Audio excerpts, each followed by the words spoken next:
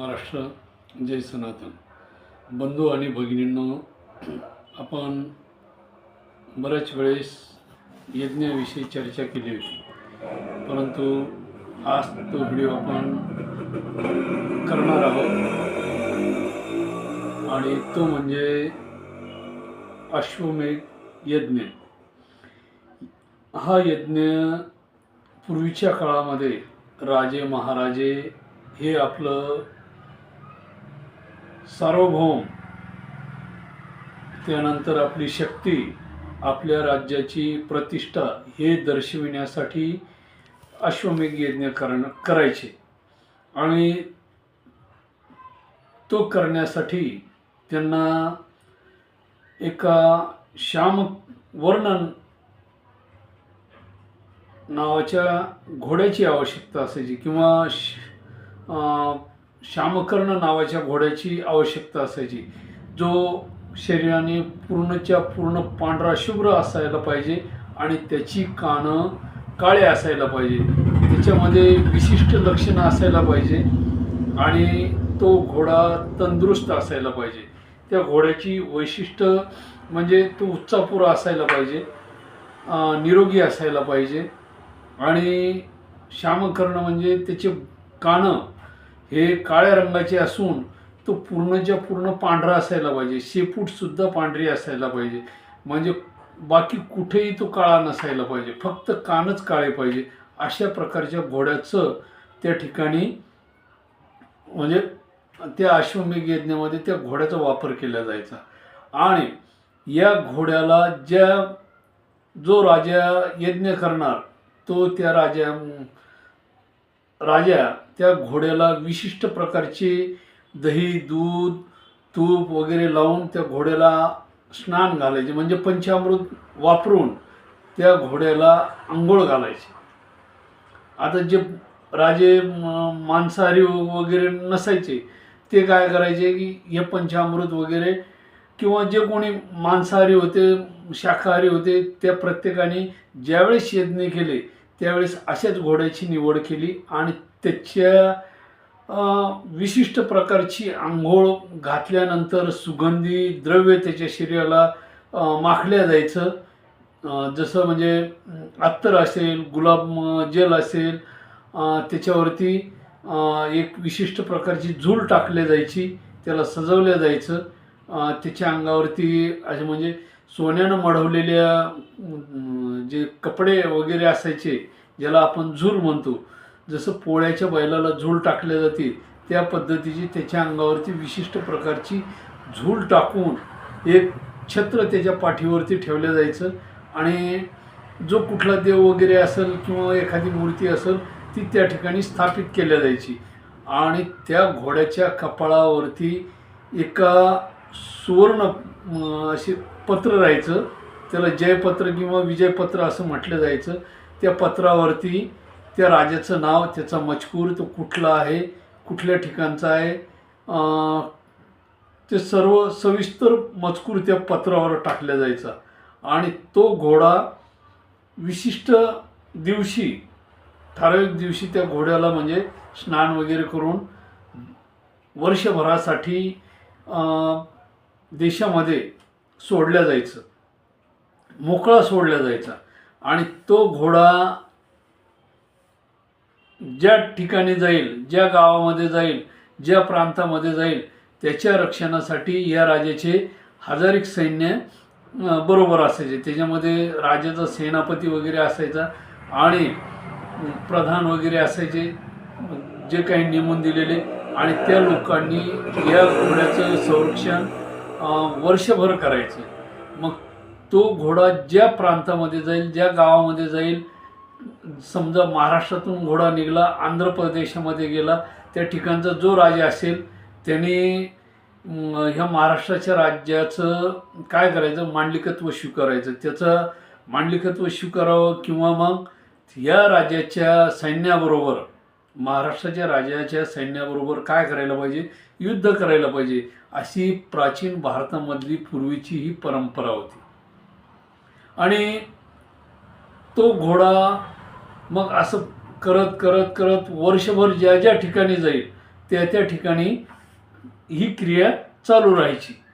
पण त्याच्यामध्ये जर समजा काही अडचण आली, अचानक घोडा आजारी पडला किंवा त्याला विषारी सापाने दंश केला वगैरे, किंवा घोडा मेला अचानक, अशा वेळी त्वरित नवीन घोडा त्याच स्वरूपामध्ये ताबडतोब त्या ठिकाणी पाठवला जायचा आणि तो घोडा, दुसरा घोडा त्या ठिकाणी काय व्हायचा, ते कार्य पूर्ण करायचा. म्हणजे काही कारणास्तव जर समजा अशी घटना झालीच किंवा मग तो घोडा हरवला, सापडलाच नाही, काय एखाद्या ठिकाणी अरण्यामध्ये गायब झाला किंवा जंगलामध्ये गायब झाला, सापडलाच नाही, तर अशा वेळी सुद्धा तो दुसरा घोडा काय केला जायचा, वापरला जायचा. आणि अशा परिस्थितीमध्ये हा घोडा वर्षभर पूर्ण देशामध्ये ज्या ठिकाणी जाईल त्या ठिकाणच्या राजांनी काय करायला पाहिजे, मांडलिकत्व स्वीकारायला पाहिजे, किंवा एकतर या सोडलेल्या घोड्याच्या सैन्याबरोबर युद्ध करायला पाहिजे. त्याच्यामध्ये जर तो राजा पराभूत झाला तर त्यांनी मांडलिकत्व स्वीकारायचं. जर समजा हा घोड्यावाला राजा पराभूत झाला तर तह वगैरे करून त्या ठिकाणी ते समेट करायचे आणि तशा परिस्थितीमध्ये हा घोडा पुढं चालला जायचा. म्हणजे अशा अनेक गोष्टी त्या काळामध्ये व्हायच्या. आणि हे सर्व होत असताना तो वर्षभरानंतर फिरून आल्यानंतर परत आपल्या राज्यात आल्यानंतर काय केलं जायचं की ह्या घोड्याला वर्षभरानंतर फिरून आल्यानंतर विशिष्ट प्रकारे परत एकदा पंचामृत, गंगाजल वगैरे या सर्व गोष्टींनी विधियुक्त पद्धतीने आंघोळ वगैरे घातल्या जायची. आणि हा विधी, यज्ञाचा विधी, अश्वमेध यज्ञाचा विधी पूर्वीच्या काळामध्ये 3 दिवस चालायचा, काही 7 दिवस चालायचा. आता हे प्रत्येक राज्यावर अवलंबून असायचं. आणि जे गावामध्ये लोक असायचे, ज्याला ज्या ठिकाणी ते यज्ञ चालायचा त्या ठिकाणच्या प्रत्येक घराला नगर भोजन, जितके दिवस तो यज्ञ चालल तितके दिवस नगर भोजन दिलं जायचं. जवळचे नातेवाईक राजाचे, म्हणजे चुलत भाऊ, मामे भाऊ, आते भाऊ, त्या राणीचे समजा माहेरचे लोक, बहिणी, भाऊ, त्याच्यानंतर मावशी वगैरे, हे सगळे जवळपासचे नातेवाईक काय व्हायचे, त्या ठिकाणी यज्ञाला येऊन बोलावले जायचे. आणि मग त्या ठिकाणी त्यांचा पाहुणचार वगैरे केला जायचा. सर्वांना जेवणाची अशी म्हणजे नगर भोजन पद्धत त्या काळामध्ये होती. पूर्ण गावाला जेवण दिलं जायचं. मग अशा पद्धतीचा हा विधी 3 दिवस चालायचा, 7 दिवस चालायचा. ते प्रत्येक तिथीनुसार, त्या ठराविक व्रतानुसार जे ऋषी ब्राह्मण सांगतील त्या पद्धतीनं ते केलं जायचं. आणि हे करत असताना त्या यज्ञामध्ये जे साहित्य वापरलं जायचं, समिधा वापरल्या जायच्या आहुती देण्यासाठी, त्या आहुती देताना त्याच्यामध्ये मी मागच्या एका भागामध्ये सांगितलं आहे, पुत्रकामेष्टी यज्ञ करताना कशा पद्धतीचा साहित्य वापरलं जातं. तरी आता या ठिकाणी सांगतो, काही अडचण नाही. आंबा, औदुंबर, पिंपळ, मंदार, त्याच्यानंतर ज्याला आपण रूट म्हणतो त्याला मंदार म्हणतात. जी पांढरी रूट असते तिला महत्त्व जास्त आहे. त्याच्यामध्ये कधी कधी दोन्ही रुटीचा वापर केला जातो. सौंदड म्हणून एक आहे, जे बाभळीसारखेच पानं आहेत पण बारीक पानं आहेत आणि थोडे पोपटी कलरचे आहेत, डार्क हिरवे नाहीत. आणि तिचं खोड पांढरट रंगाचं असतं, त्याला खवले असतात. आणि बाभळ ही काळ्या रंगाची असते. म्हणजे त्याच्यात आराटी, बोराटी वगैरे आणखी भरपूर, म्हणजे चंदन, रक्तचंदन, 52 खाणी चंदन, अशा वेगवेगळ्या प्रकारचे, म्हणजे झाडाची फांद्या, काड्या, असे जसं अवेलेबल भेटेल तशा समिधा म्हणतात त्याला, त्या ठिकाणी वापरल्या जातात. आणि मग त्याच्यामध्ये काही धान्य असतील, मसूर डाळ ज्याला म्हणतो आपण, ते अख्खे मसूर असतात, काळे तीळ असतात, काळे उडीद असतात, म्हणजे जे जे धान्य अवेलेबल असेल ते ते धान्य त्या काळामध्ये तिथं वापरलं जायचं. जव असतं जे गव्हामध्ये निब्बर असं गव्हाचाच एक प्रकार असतो, त्याला जव म्हटलं जातं. त्याचं महत्त्व खूप सांगितलेलं जातं. त्याच्यामध्ये कापसाची रुई जी असती त्या कापसाला सुद्धा महत्त्व आहे. आणि म्हणजे अशा अनेक उत्पादनामधून जे जमिनीमधून उत्पन्न होतं ते सर्वचे सर्व साहित्य त्या ठिकाणी बऱ्याचशा प्रमाणात वापरलं जातं. मग हे सर्व वापरत असताना अशा प्रकारे तो यज्ञ केला जातो. काही ठिकाणी 3 दिवसाचा असायचा, काही ठिकाणी 7 दिवसाचा असायचा, काही ठिकाणी 5 दिवसाचा, म्हणजे त्या कालानुरूप. आणि मग तो यज्ञ झाल्यानंतर यज्ञ चालू असताना कधी कधी जर समजा राजा मांसाहारी असेल तर तो त्या प्रत्यक्ष जो घोडा अश्वमेध नावाचा घोडा, जो श्यामकर्ण नावाचा घोडा जो सोडलेला असायचा, त्या घोड्याची बळी त्या यज्ञामध्ये दिली जायची. नंतरच्या काळामध्ये जे शाकाहारी होते त्यांनी त्याचं प्रतीक म्हणून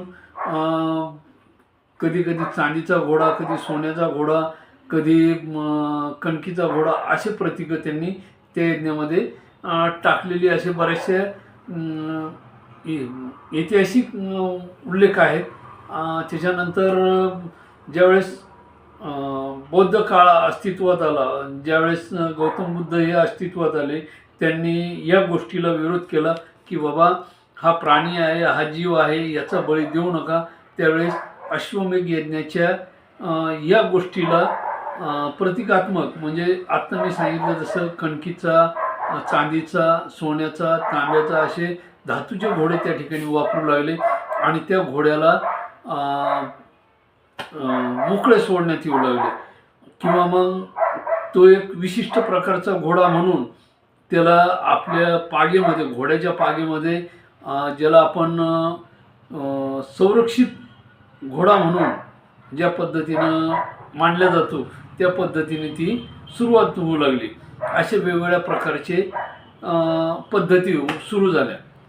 परंतु जे मांसाहारी लोक होते हे त्या घोड्याला बळी द्यायचे, असा इतिहासकारांनी आणि पुराणामध्ये सुद्धा बऱ्याच ठिकाणी उल्लेख आहे. वेदामध्ये त्याच्या थोड्या अंशाचा, म्हणजे गुंजभर वगैरे असं अंश सांगितलेला आहे.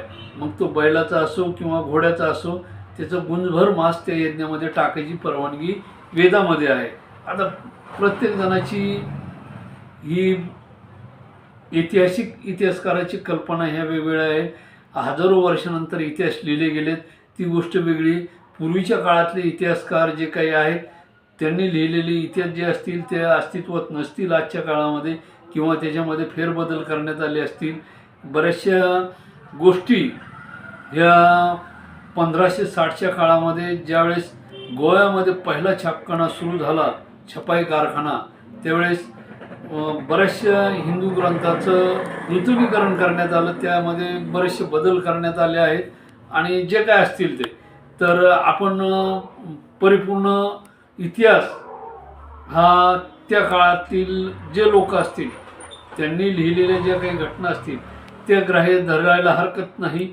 तरीही आणि मग या घोड्याला समजा अंशभर मांस टाकलं गेलं किंवा बळी दिला, त्यानंतर राजाने सहपत्नी पवित्र नदी पात्रामध्ये, जिथं जवळपास नदी असायची, कारण शक्यतो यज्ञ हे नदीच्या काठी केले जायचे, मग ती एखादी पवित्र नदी असेल किंवा गंगा असेल, गोदावरी तीर असेल, उत्तर प्रदेशमध्ये, म्हणजे प्राचीन भारतामध्ये प्रत्येक ठिकाणी यज्ञ केल्याचे उल्लेख आहेत.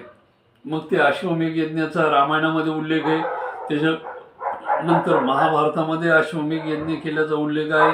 त्याच्यानंतर कालपर्वा आपण तो महाराणी नागनिका यांचा इतिहास बघितला, त्या इतिहासामध्ये महाराणी नागनिका यांनी सुद्धा अश्वमेध यज्ञ केल्याचा उल्लेख आहे.